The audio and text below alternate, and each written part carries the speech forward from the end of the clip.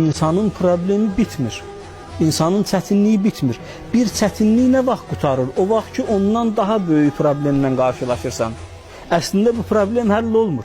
Kiçik problem böyük problemin içində itir. Heç vaxtı bu dünyada problemsiz yaşamaq olmaz. Dünya əminamanlıq yeri deyil. Əminamanlıq yeri ölümdən sonraki həyatdır.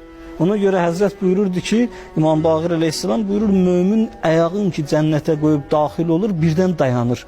Deyir, bir ömürdür dünyada axtardığım rahatlıq buradaymış, orada yox imiş. Ayağın cənnətə qoyanda başa düşəcək mömin bunu. Allah.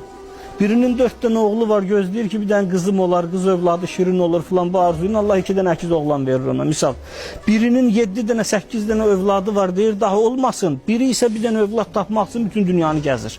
Bu dünyanın işi qarışıqdır. Bu dünya çətinliklərlə doludur. İndi burada çalışmaq lazımdır, problemlərlə yola gedəsən.